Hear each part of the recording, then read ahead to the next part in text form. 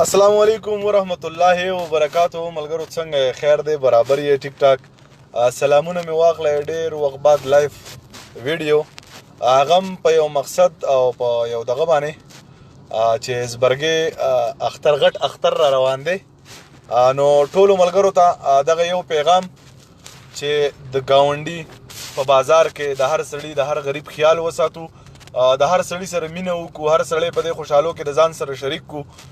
کم خلک چې دا ځل د حجونو نه پاتې شوی دی نو هغوی ته سپیشل دغه سوال کوم چې کمې پیسې تاسو حج له وخت کوئ او لا نړی د الله په کور کې به هم نصیب نه شوی، نو هغه پیسې چې کمې دي هغه په دې غریبانانو باندې په دې خوشحالۍ کې په دې پیسو باندې دا غریبانان د ځان سره شامل کړئ، ځکه چې ژوند ډېر قیمتي دی او د ژوند نه خوند مزې اخیستل غواړي. پرې بازارونو کې موږ وینو ډېر ماشومان وږي خرڅوي، د ډېرو خلکو جامې نه وي، اکثر د دې سټورونو مخې ته ولاړې تا ته وایي ماما ماله چپړې واله، بل ته وایي ماما ماله چپړې واله. نو هر سړی وایي چې زما بچی دی ښه وی، هر سړی هغه په دې اختر کې ونازولې، ښکلی مې کړې.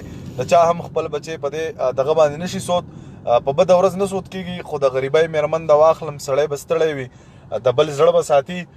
نو کم سے کم په دې خوشحالو کې رضان سره دا خلک شریک کړئ.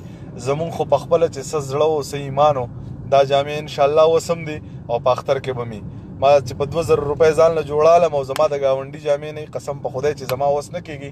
نو چې زما د ګاونډي جامې نه نو زه نه کوم داسې په اختر کوم، د اختر خوشحالي مانځم، هر څه کوم، خو داسې د جامو خوشحالي نه کوم چې د تر څو پورې د هغه په څښا جامو کې ګرځي نو ماله پکار دی چې زه په څښاو جامو کې وګرځم، که هغه په پاکو جامو کې ګرځي نو ماله پکار دی چې زه په پاکو کې وګرځم.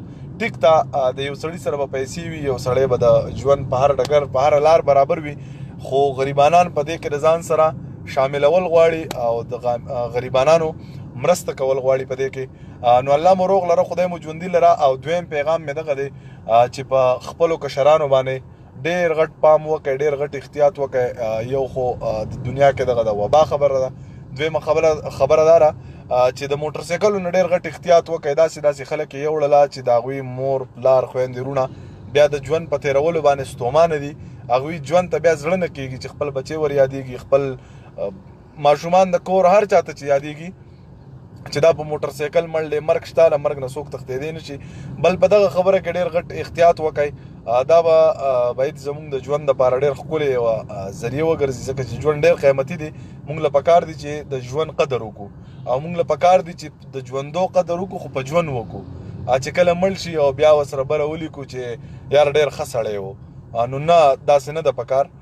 موږ له پکار دي چې د هر انسان قدر وکړو او د هر انسان سره مینه وکړو.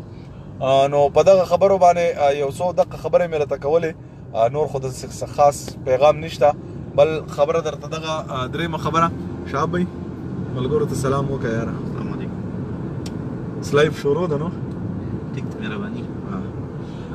نو بله خبره دغه وه، نور څه نشته دی، بس احتیاط لازمي دی.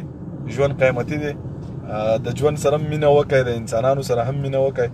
باید که په چا باندې ښه لګېدلي وي، خو یو ښه که په چا بد لګېدلي وي، بخښنه غواړم. دغه ویډیو د ملګرو سره شیر هم کوئ چې هر سړي ته دا خبره ورسي. او نور زموږ سره په خپله یو میاشت مخکې څه مسله شوې ده، زموږ یو ملګری پیروز بھائی د قطر نه مونږ ګوري. نو وعلیکم سلام ورحمت الله وبرکاتو. نور په خپله د ما سره یو میاشت مخکې څه حادثه شوې ده، الله دې خیر کړي. په د دې وجې نه زه لایف هم نه یم راغلی او نه مې پې څه خبرې په هغې باندې کړي دي. نو انشاءالله هغه به راسره بیا ډسکس کوم.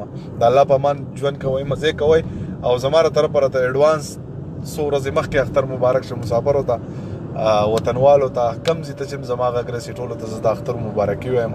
الله مو روغ لره. الله په امان.